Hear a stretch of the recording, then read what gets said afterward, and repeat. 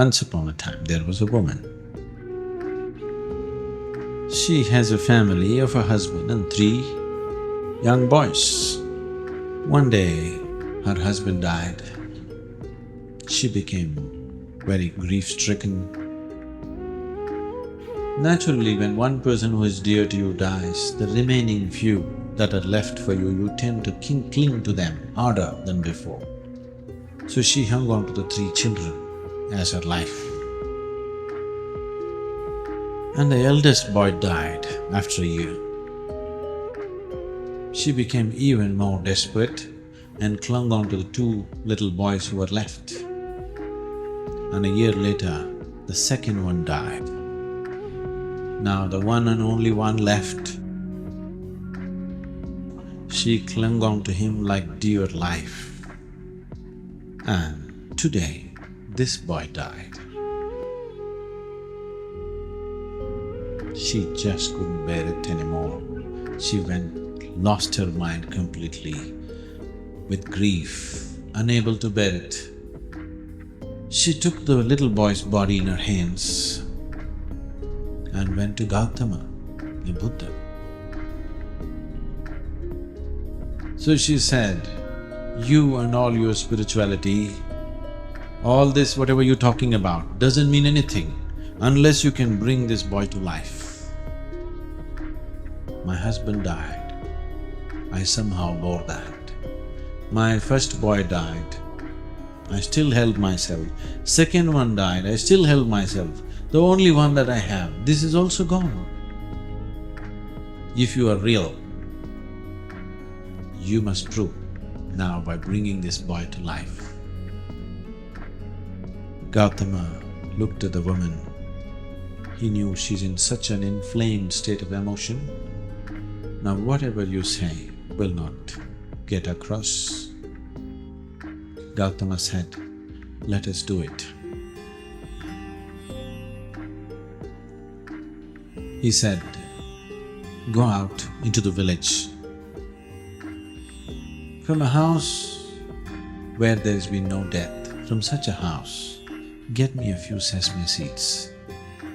I will put your boy back to life."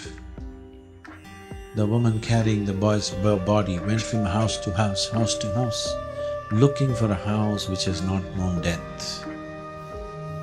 As she went from home to home, desperately hoping that she will find one, after being through the whole town, she realized there had not been a single home. Then she came down. She did what she had to do with the body. Then she came and sat in front of Gautama and said, "Now it doesn't matter," and sat down to be there with him right through her life. What is it that happened to her?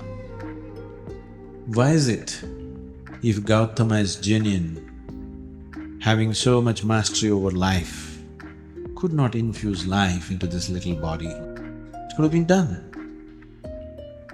See, when we talk about going beyond something, it is not about forgetting about it. You cannot forget your child.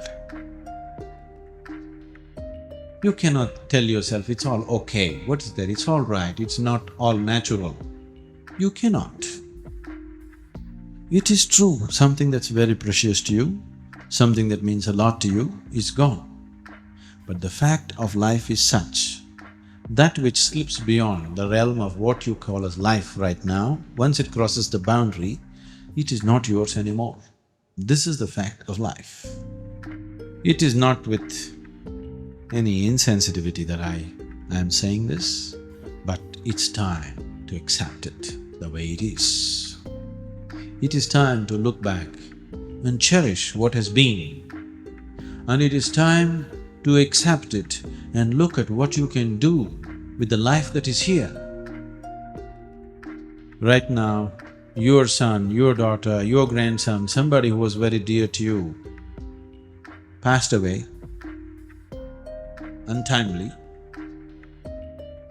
Instead of sitting and making yourself into a wreck, there are so many other sons and daughters and grandsons who have nobody to care for. There's enough opportunity for you to express this love and care in a million different ways. There is so much life around you which needs this care, and you have a need to find expression to this love and care in you. Please do that. If you don't do that, your grief will be forever.